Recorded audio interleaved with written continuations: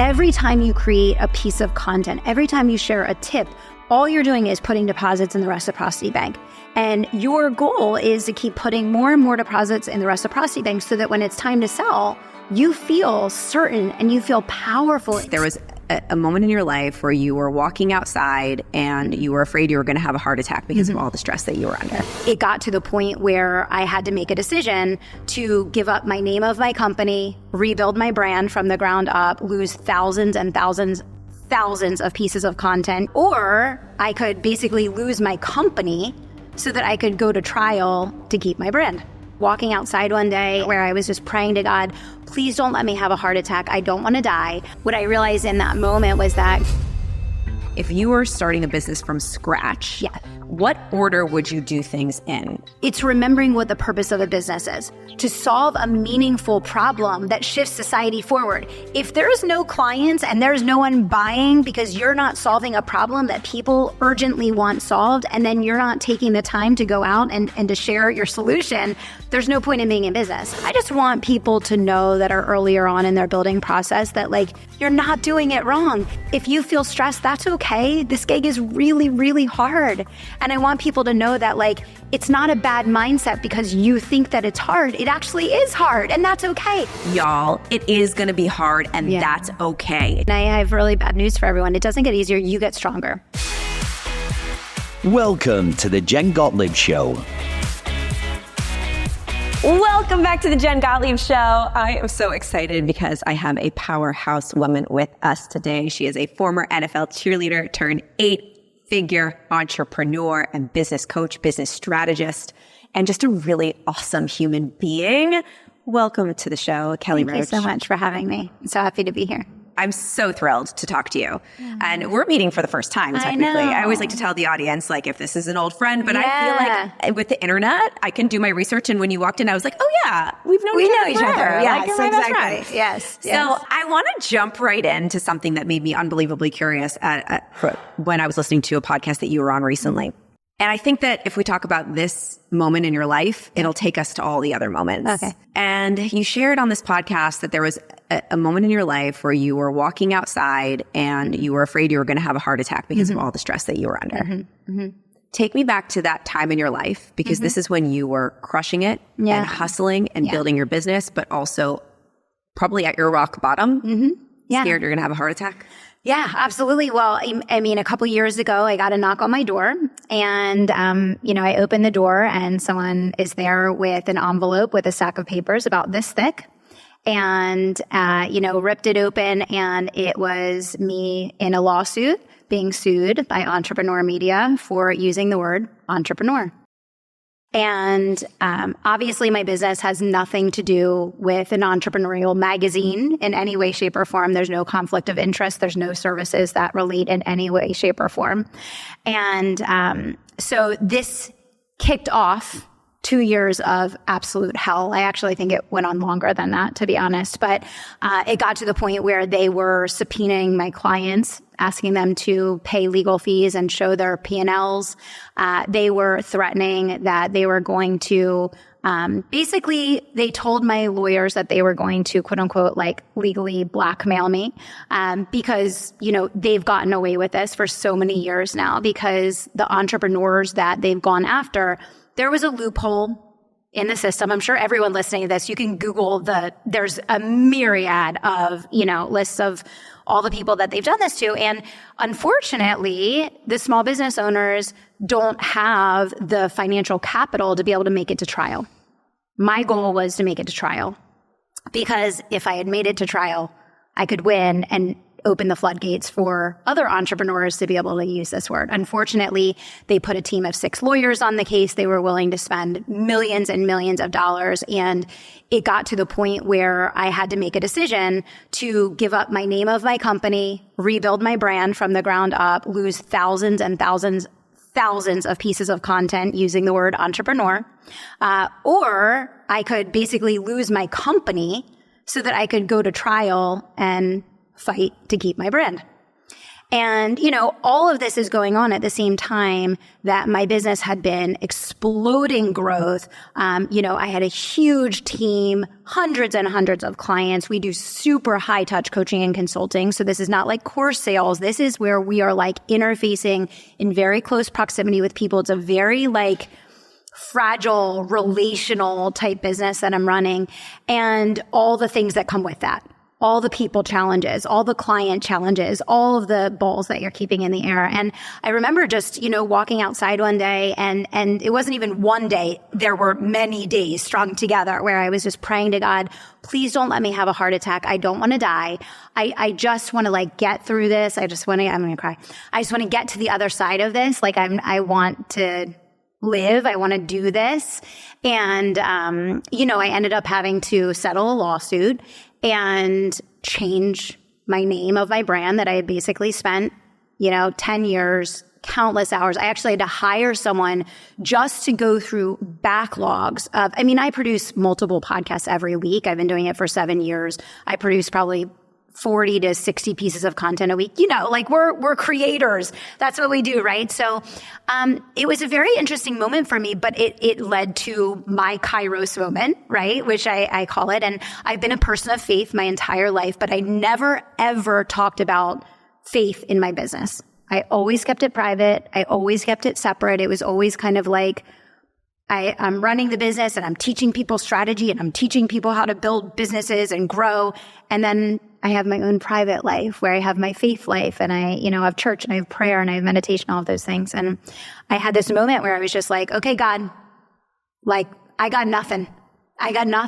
Like, tell me what you want from me. Tell me what's next for me. Like, where do you want me to go from here? And I realized in that moment that God was calling me to step forward as a leader, no more in the context of just teaching people how to build businesses, but how I built the business, prioritizing my marriage, focusing on my relationship with my daughter, prioritizing my faith, all of those things that I had kind of kept private and never talked about.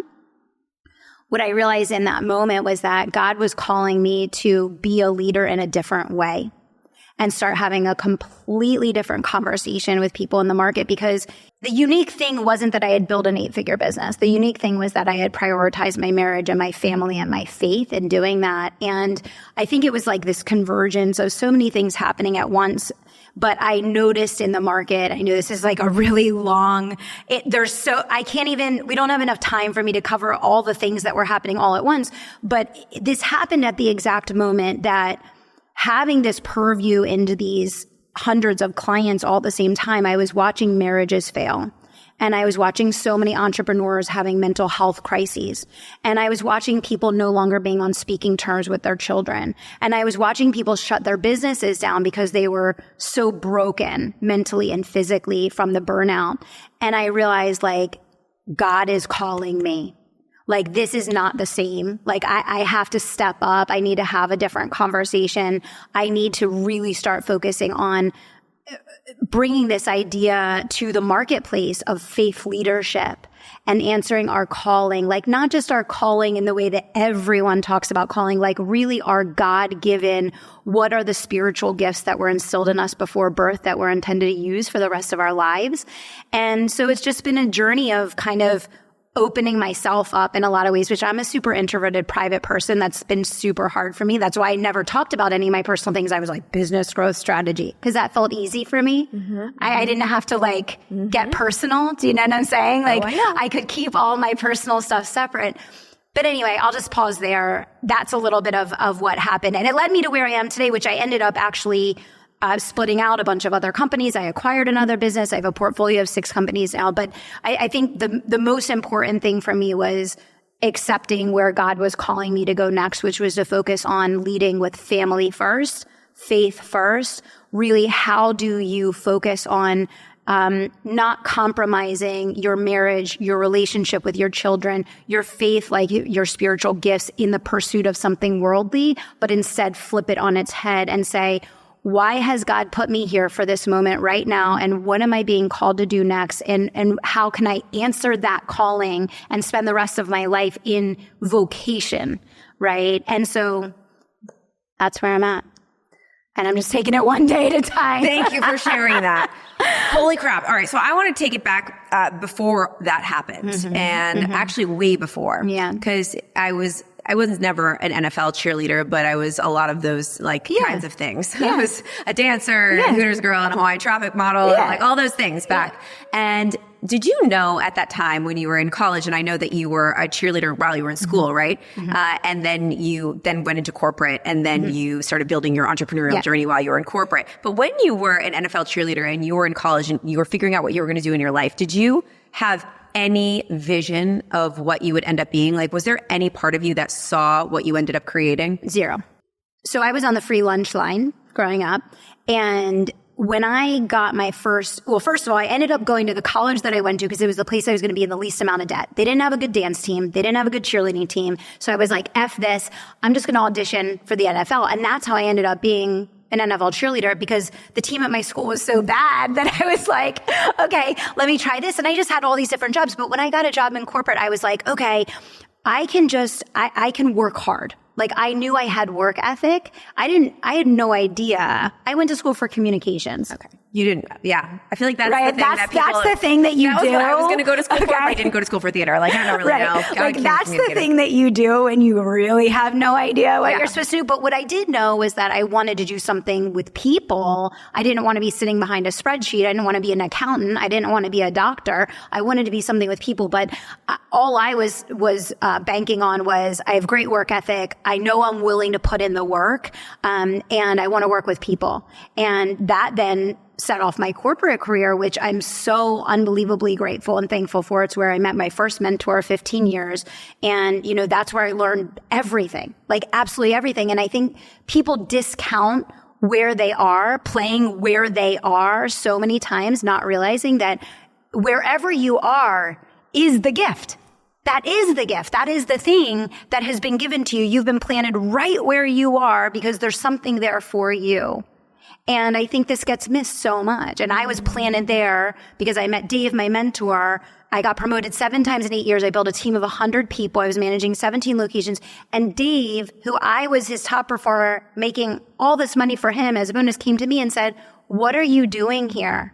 He was like, "You should be out speaking. You should be on television. You need to start your own business," knowing that he's going to lose his bonus when I leave the company, right? But wherever you are, you were put there because there's something for you there. And I feel like so often we fail to recognize that, right? Absolutely. So then all the time, I feel like we're always, I mean, and you know all about this high achiever mindset where it's, you're never where you are. It's always where you want to be. It's so funny. I did this the other day. I was at dinner at this new restaurant that me and my husband were at with our mastermind members. We took a small group of our members to this restaurant. It was right by our apartment and we'd never been there before. And I'm sitting there eating and I'm like, we should totally come here again. Like thinking like I wasn't like, you weren't even there. You were already there the next time. Like, we should come here. He's like, we're here right now. And I'm like, oh, you were so right. We're here right now. But I'm already like, oh, we should come here. I do it all the time. We're never in the moment. Never in the moment. I mean, sometimes we are if we can catch ourselves. Like, I'm really grateful for this second. I'm sitting here in this chair talking to you and enjoying this moment. And if you're listening to this right now in your headphones or you're watching this on YouTube, just take a second, put your feet on the ground and remember that you're here right now. And that's the only thing that's real is this current moment. All right. So you do your amazing corporate career. You're a hustler. You're a worker. I'm guessing you're a grinder. I'm guessing that it's like all hours of the night to get to that successful level. Right. Okay. So you get there and then you're also building this company on the side. Yeah. How did that company come to be? Like, how did you step into entrepreneurship? Yeah. So I never, like I said, I never dreamed of being an entrepreneur and it wasn't my goal, but I did get to a point in corporate. Well, two things happened. One, my soul was dying. Like literally, I was like, I feel like I need to do something with my gifts that makes a difference in the world. And I was doing really the way I think about it, I was doing almost the same work there that I'm doing here. But the difference is in my own business is like, I'm literally redirecting someone's life. Like they come to work with me and by them growing their business, building their company, their whole life changes. Whereas there, I was just making this corporation millions of dollars. Like I loved the internal work of hiring and coaching and training and like teaching people, but it's like where where is this going? So that was the one side of it was I was like, there just has to be more. Like this can't be it, right? And then the other side of it was my husband and I had been together, for a while, and we were at the point where we were like starting to talk about like, what do we want out of life? Like, what does our dream life look like? Like, what do we want to create? And I knew what it wasn't, and it wasn't me on planes and trains and constantly traveling. I mean, I had all these locations from New York down to the Carolinas. So it was constant travel. It was the grind. It was the whole thing. And I was like, okay, I know what I don't want and I know what I do want. And I think I'm going to have to go create it for myself. It's not going to, and interesting, I initially wanted to start going out and speaking. And that was what I thought I was going to do. And I started signing up for my first coaching program and kind of like getting into the online world, which I had no idea like anything about the online world. And that's when I learned about coaching. And I was like, oh, like this is what I am. This is what I do. Like, this is what I'm great at. This is how I can help people. And I can do this virtually at night, after work, on my lunch break, whatever the case. And for us, we had decided we didn't want to put our kids in daycare. Like, it was super important to us that, Madison's 10 now. But at the time, we decided I was going to retire my husband. I was going to keep the job. I was going to build the company. He was going to be home full time. I was going to work from home. And so you planned this out before it happened. You knew. This was this is the vision. Yeah, this is what we're going to do. Wow. We were like, no daycare. We're going to be home. We're going to be a family unit. This is what we want. And I was willing to do whatever. I was willing to do anything to make that happen once.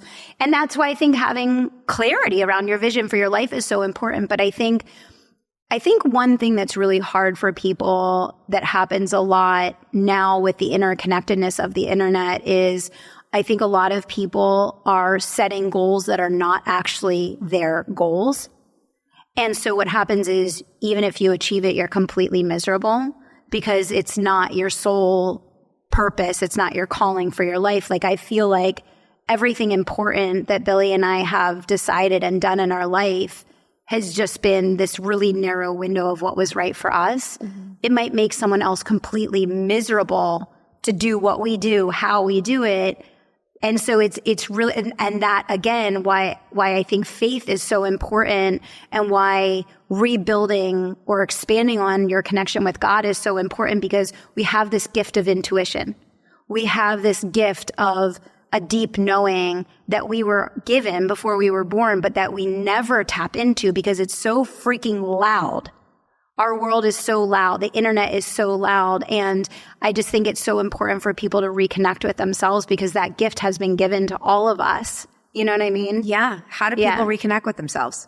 I think getting quiet and being in surrender. And we never are. We never are. It's always, dear God, I really want to do this and I want it to happen this way. And this is the outcome that I want. And I really hope that you'll like make that happen for me. Right? Versus, dear God, my answer is yes. And for me, in that Kairos moment, that was the first time I think in my life that I really, really understood the difference between this prayer and the difference between this prayer. I thought I had been praying my whole life, and that was the first time that I was just like, my answer is yes. My answer is yes. Whatever it is, my answer is yes. I'm here for it. I'm listening now, and I think that it's so much richer and so much more fulfilling when you're going a layer deeper and another layer deeper, utilizing your gifts and stewarding your gifts, even beyond our ego and our external pursuit of accomplishment and outcome.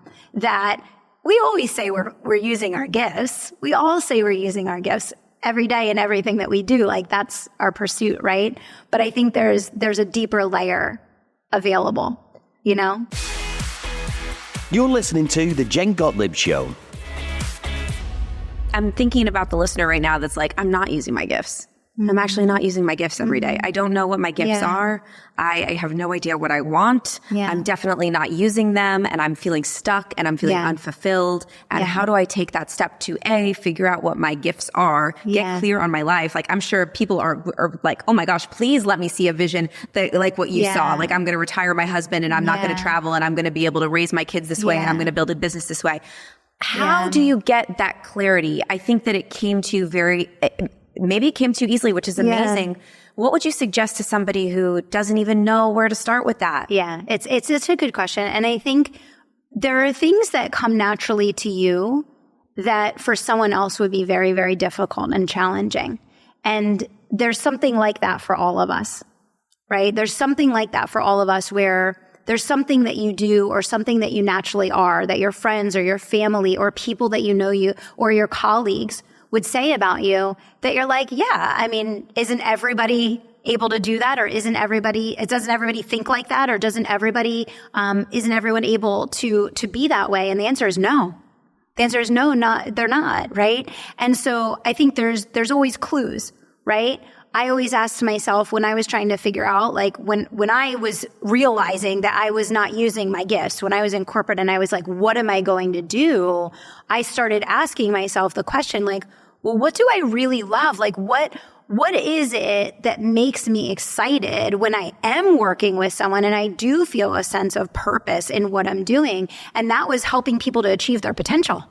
That was the thing that had kept me going is like setting goals and then supporting people and teaching people and investing in them to help them accomplish those goals. So ask yourself, like, what is that thing? Another question to ask yourself is like, if there is something that you could talk about or that you could do because you want to, that you would choose to do, even if you weren't getting paid to do, and you would do that over and over and over again, even if you weren't getting paid, you weren't making money because it's so fulfilling for you, what is that? And sometimes you have to do something that's absolutely the wrong thing for you to recognize something that's the right thing for you, right? And I think we've all had that experience as well, where we do something and we're like, that was awful. I never want to do that again. But that sometimes brings the clarity as to what you do want to do. So what comes naturally to you? What do friends and family already come to you for anyway, right? What is something that you enjoy that you would do even if you weren't getting paid to do? And what is the thing that comes naturally to you, right? And sometimes you have to put yourself out there. Sometimes you have to try different things before you figure out what's right for you. Definitely. You know? There's another one we can add to the list that I've been really exploring lately. I don't know if you've read the book, The War of Art by Stephen Pressfield. Great book. So it's an older book and it's a really quick read. I think you'll really like it because you're a big fan of like discipline and stuff like that. He says, what would you still do if nobody on the earth existed except for you? Yeah. So if you were the only person on planet Earth, nobody else existed, it was just you running around the planet Earth, would you still be doing what you're doing every day? Yeah. So like, for me, would I still exercise and work out if nobody else on the planet Earth existed? Yes. Yeah. Would I could think of things that I wouldn't do, and that's probably because I'm doing them for other people. Right. Or because I would look like to other people, or what other people want me to be, or and that's how you create that life of, oh, I did this because I should have done it. Now I created a life that I don't like. Yes. And so I think that that's a really good one to add to that list. Those were so great. Okay, so I want to talk about business a little bit because you're one of the best in the world at teaching people how to build businesses. And I agree with you on one of the things that you talk about a lot, which is counteractive to what some other people that are experts in business talk about. And that is that sales and generating revenue is the number one most important thing. Yeah. And that a lot of new entrepreneurs spend a lot of time creating their websites and their ops and their SOPs and all these things, but they're not spending time generating revenue and they're wondering why their business isn't growing. So I'd love to hear just you talk about if you were starting a business from scratch, what order would you do things in? And I think I basically just told you what I believe, but I want you to tell me absolutely. And I mean, I think just taking it back a step before I even address that, it's remembering what the purpose of a business is, to solve a meaningful problem that shifts society forward. If there's no clients and there's no one buying because you're not solving a problem that people urgently want solved, and then you're not taking the time to go out and to share your solution, there's no point in being in business. And I think to your point, so many people get stuck in the minutia of working on all of these things that are really an excuse procrastination, anxiety, stress about actually putting themselves out there, right? And so when you're starting a business, if I was starting over today, which I start over all the time because I have 6 companies. So I have one company that's 1 year old and I have another company that's almost 13 years old. You know, it's going to be content creation. It's going to be building a list. It's going to be launching. It's going to be booking consultations, and it's going to be growing your social media following. And the thing is we're so blessed beyond belief, blessed beyond measure to be able to do what we do on the internet. And so many people today take for granted the fact that you can run a 7 or 8 figure company from your phone. I run my business from my phone. I don't like sitting at a desk. My team, like, kids with me all the time. I'm like, I will sit at a desk if I have to, but like, I like to be on the go. I like to be active.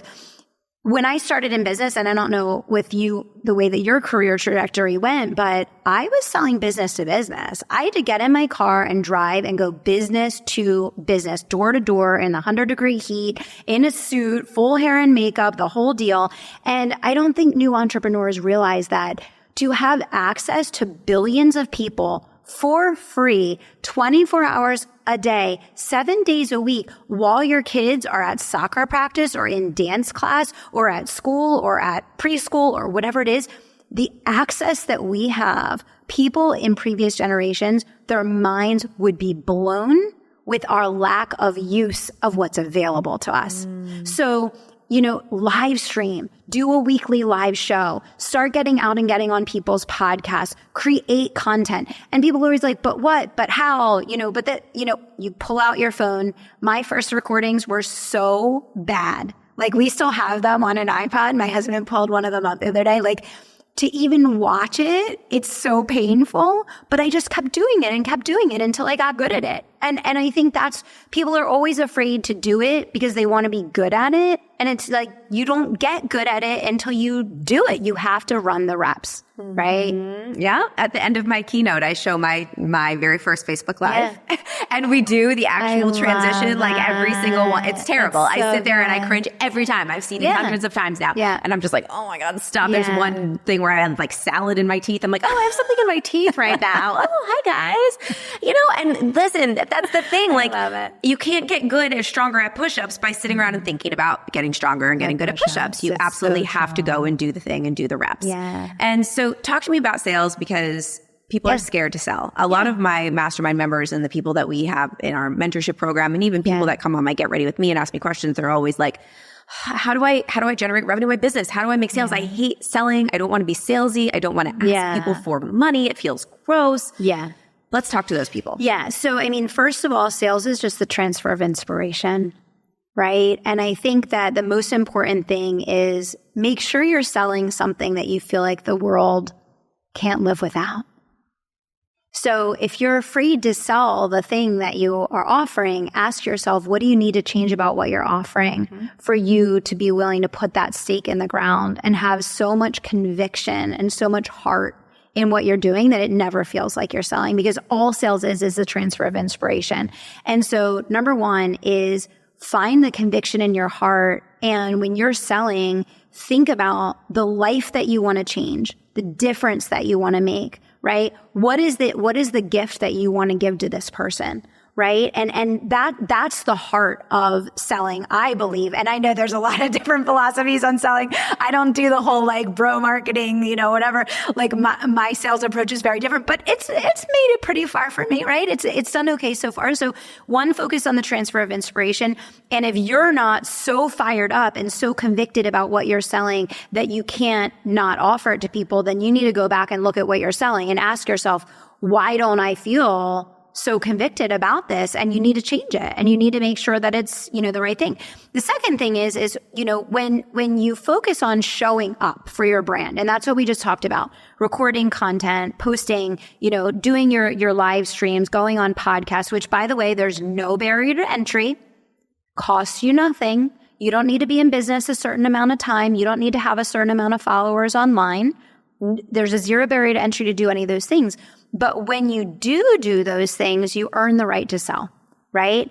And what I always say to people is, you are doing a disservice to the people that you're here to serve if all you're doing is blasting them with free content and you're not telling them how you can actually help them, right? You're not giving them an invitation. And that's what I always think of selling as.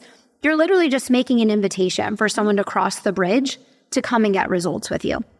And that's the easiest way to think about it is you make all these deposits on a daily basis in the reciprocity bank. Mm-hmm. Every time you create a piece of content, every time you share a tip, a strategy, something that you learned, an obstacle that you overcame, all you're doing is putting deposits in the reciprocity bank. And your goal is to keep putting more and more deposits in the reciprocity bank so that when it's time to sell, you feel certain and you feel powerful in your stance of just extending an invitation. Hey, Jen, you've been hanging out with me here on my social media, for 6 weeks now. We've had some great exchanges. It sounds like you're really interested in growing your business. Like, does it make sense for us to have a conversation? That's all. Just extend an invitation. Extend an invitation. Or an opportunity. Yeah. I always think about it like, I love whenever like a new show comes out that I was obsessed with on Netflix. Like I remember when, what was that movie? Tom Cruise, the Tom Cruise movie about airplanes and military. Somebody tell me what it was. The Tom Cruise Top Gun. Okay. Yes. Thank you from behind the scenes. When Top Gun came out, everyone and their mom was posting about everyone has to go see Top Gun. It was amazing. Yeah. You have to go see Top Gun. Selling me on Top Gun. Yes. Like everyone was a salesperson for Top Gun. And I'm looking at all these people that are selling me on Top Gun, texting me, did you go see Top Gun yet? And these people are people that are petrified to sell their services, petrified to sell their offer. They tell me, they're like, I don't want to sell because I don't want to sound salesy. I'm like, you're selling me on Top Gun. Exactly. Do you believe so much in that movie or that show you're watching or that restaurant that you love or that place you love to travel to or that hotel you love to stay at? People love selling me on hotels. You're going to Costa Rica, this is the hotel you have to stay at. Yeah. Right? They love it. So what if you believed in your offer so much, just like you believe in your favorite movie, because someone's going to get value from it. Yeah. I know that if you watch this show, you're going to freaking love it. I know so much that I'm going to call you 85 times. Did you watch it yet? Did you watch it yet? Let's talk about it. Yes. So I love that we're on the same page for that. So there's your sales lesson for today, y'all. So good. So I screenshotted a little quote that you put on your Instagram that I really liked, and I'm just going to read it for you, and then you can talk about it. Okay. Because I love this. Okay, this one. I do not care how many people tell you to be in your feminine, get in your flow, or manifest your way to success.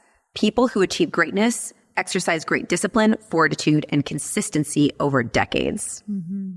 Yeah. Talk to me about it. Yeah.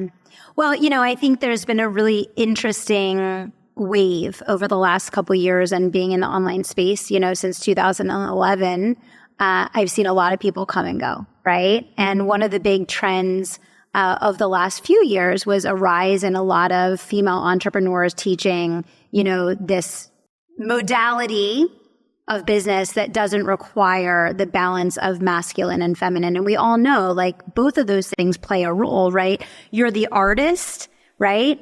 And you also are the scientist in your business.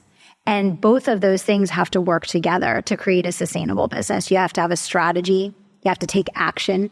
You have to run your reps. But you also need to be the artist. That's the femininity, right? Of designing and creating and nurturing and loving and being the creator in your business and in your life. And there's just been, and it's very interesting for me because I've actually watched a lot of these businesses go out of business now, that their whole messaging was like, if you're working hard, if you're burnt out, if you're exhausted in your business, you're doing it wrong. You're in masculine energy. That's why. It's not that it's maybe a hard market and maybe you actually do need to run the reps because maybe you don't have the brand that you need to have yet to get to where you want to be. And I think it's just very manipulative. And I think it's important, especially for people coming up, like people like us, like we've been at this game a long time. Like we know we've been, around the thing, but for new entrepreneurs coming up, there's a lot of people that position messaging that confuses people into thinking that you can have instant gratification in building a successful business or a brand. And anyone who's built anything of significance knows that oftentimes that overnight success that everyone is seeing was 15 plus years in the making. And even if it wasn't 15 years of building that online brand, it was the thing you were doing for 5, 10, 15 years before you even started the business that gave you the skill set to be able to do what you're doing in the business, right? And I think for us, for people, especially like myself, that has been in business for a long time, we have an obligation and a responsibility to make sure that the people that are coming up behind us know the reality of us being in a ball on the floor having a failed launch, which I talk openly about all the time. Before it was multi-million-dollar launches, it was me crying because I had 0 sales in my launch, right? They need to know that, yes, there were many years of waking up at 5 a.m. and staying up late before there were the years of wake up in the morning and go to the gym and meditate and pray. And, I always say when I share my morning routine now, I always say, my life didn't look like this. I was grinding my face off to build a life where I could do the things that I do today. So I just think, running your own race, playing the long game, knowing that anyone who's where you want to be sacrificed immensely and put in years and years of sacrifice and diligence and practice to get to where they want to be. I mean, people see you, Jen, on stage and they're blown away, right? And you have this persona and this energy and this confidence, but you also are very transparent all the time. I see in your content talking about the journey and everything that you went through and how you became that person that's standing on stage today, right? And that's just so important. So I just want people to know that are earlier on in their building process that you're not doing it wrong. You're not doing it wrong.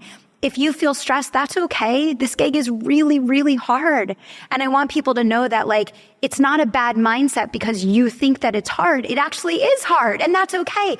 Because the things that we go through in business and in life that are hard, that's what actually cultivates us. That's what makes us the people that we are. That's how we can go out and pour into other people and use our gifts to truly make massive impacts and touch millions of people. Because when it got really, really hard, we didn't give up. And I want people so badly to hear that and to know that and to know you're right where you're supposed to be. You're right where you're supposed to be and you're not doing it wrong if it's hard to you, and just play the long game, and just trust the process and just keep tapping into your gifts, and sometimes, like you said earlier, sometimes you don't feel like you even know what your gifts are, but the only way you can find out is taking action. The only way you can find out is taking action. I was horrible at launching.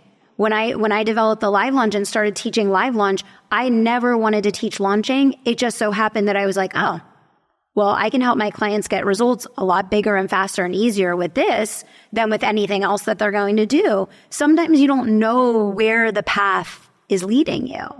Right? I feel like most of the time I don't know where the path is leading me. The majority of the time I have no clue. I'm just if I can just take this one step right now today.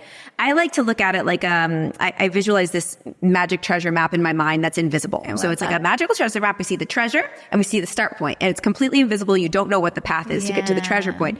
But every time I take a little step, a little bit more of the path appears. And then I take another step, and then a little bit more of the path appears. And then another step, and maybe I fuck up, and maybe I have to go backwards to the last exactly. step. And then I get another one. But it's all about those little steps. And we have to be courageous enough to fail at those little steps in order to get to our treasure. And a thing that people do on the internet right now is they're comparing their first step to somebody else's 85th step. Or I like to say, don't compare your chapter 1 to somebody else's chapter 20.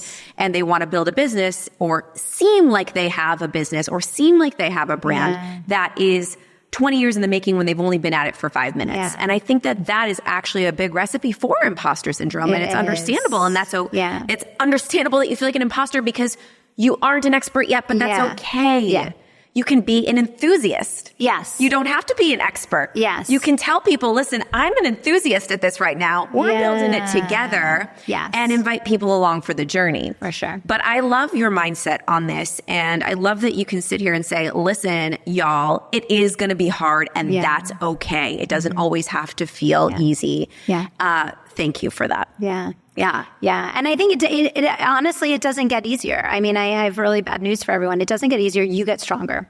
And that's it, but you don't want it to get easier. The thing is that when you do hard things, when you accomplish results because of it, the fulfillment and the joy that you have because of who you had to become to do that and what you had to go through to do it, that's what the reward is in that. When something comes easy, it's easy come, easy go. You have no gratitude, you have no appreciation, and usually you don't hang on to it very long, right? And so it's all just a part of this journey of figuring out, why are we here? And how can we steward our gifts in the best way possible and touch as many people as possible in a positive way? And we all fuck up and we all make mistakes and we all have setbacks and obstacles. And it's just about every day dusting yourself off and saying, I'm here. I'm ready to try again. Get outside of your comfort zone and into your best life, one small step at a time. I like to ask all of my guests this question, especially people that are really successful, because I think it's really helpful for the audience. It's really easy to listen to a podcast like this and be like, oh my God, she's so successful. She's built all these businesses. Yeah. She's crushing it. She's got this family. She's got now you get to wake up and be like easygoing in your morning. And like now you have like work-life balance or whatever you want to call it. What are you a beginner at right now? Is there anything that you're working on that you are afraid of? Or that you're feeling like, oh my God, I've got imposter syndrome or whatever it is around this thing. I am a beginner. I am just starting and I am scared. So many things. So, I mean, first of all, I just posted about this today. So I just started taking guitar lessons. I started playing guitar. I'm absolutely horrible. Why did you start playing guitar? Offensively bad. It's a dream I've had my whole life. And I tried once and I quit. It is the biggest regret of my life because it was hard and I didn't like practicing.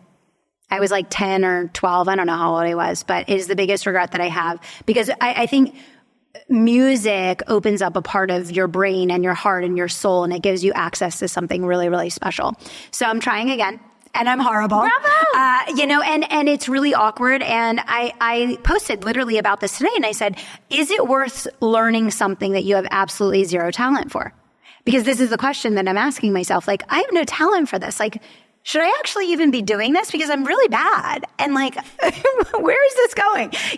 But the thing is like everything that you become great at, you were once awful at. So it's just picking your hard, right?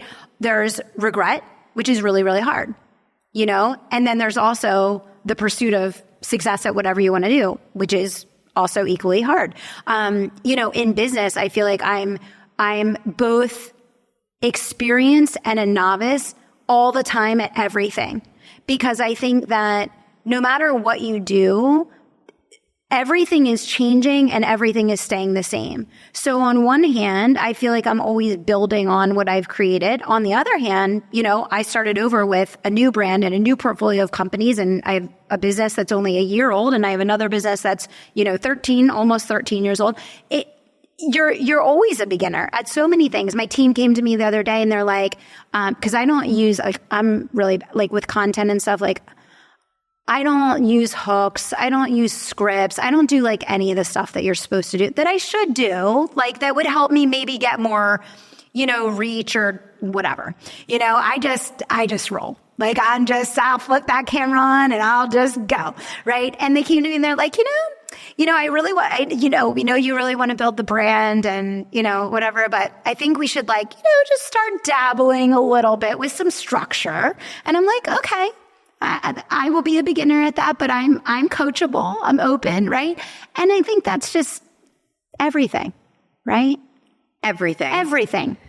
It's always a flow of evolution. It's always a flow of growth. 100%. And and my question for you is like, and I like asking really high achievers this question also. So you're on this journey, you're building these businesses, you're becoming like you've got this great family and this amazing marriage and this deep belief in God and all these things. Do you think that there is such thing as enough?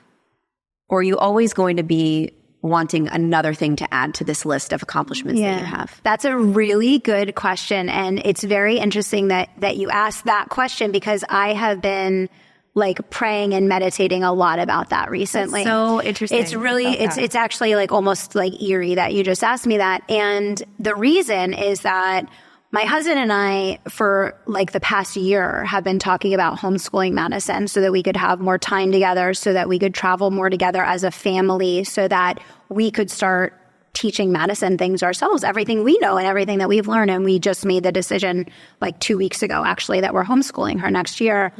And I've been like thinking and praying and just meditating so much on like, how do you find that balance of knowing when enough is enough, but not being complacent? Yeah. Like, I never want to be complacent. I would like to take my portfolio to 9 figures. That's my goal. And I would like to do that. But I feel like I'm at a place now where it's not about like how fast or things that you can mark off a list or having accomplishments. It's kind of like, can I actually just enjoy the process of doing it and just see where it goes almost?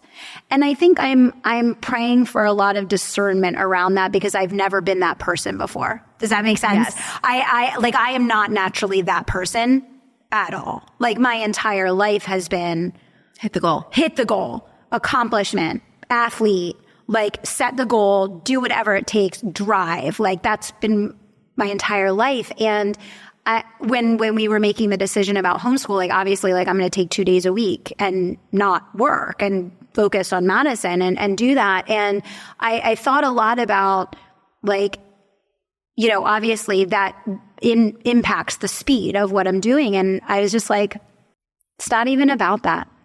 Like, it doesn't matter. It doesn't even matter. But what does matter is if I were to pass away and I didn't take a year to teach Madison everything I know and to have that time with her, that would matter because I could have and I didn't, right? But how fast I grew my business, if I passed away, like, would that matter? No, right? It's really powerful. Are you, after exploring that a little bit, I think about that a lot. And I think that that's a big needle mover when it comes to making decisions like that. Do you think about that a lot? Like, if I were like, I'm going to die one day and what would I be happier with? Is that how you make a lot of your decisions? I do. I think a lot more now as Madison's 10 now. And I feel like as she's gotten to the age where, like, you know, she understands everything, like, it's no longer like this baby, right? It's now this person that is absorbing and conversing, and like, you're in as much of this relationship with this person as you would be with a friend or with a colleague or with your parents or, you know, whoever. I think now I think about almost everything through that lens. Like, I feel like something happened where our grandparents' generation, I believe, was very focused on legacy in the true form. Like, how are they impacting the family tree? You know, what decisions are they making that are influencing what happens with the family? What are they leaving behind? What are the traditions? What are the stories? What can they pass on, you know? And I think something happened over the last 2 generations where that has been, in a lot of ways, forgotten. I think the generation that we live in with the internet is very egocentric, where it's very me-centered. And I think that for us coming up in that, you almost have to have like a come to Jesus moment with yourself. Like, I had to have this moment with myself to say, like, when is it no longer about me? Right? And like, and I think you could ask yourself that question, not just about like your business, your family, but like even the way you pursue building your business. Like, what are you doing it for and why?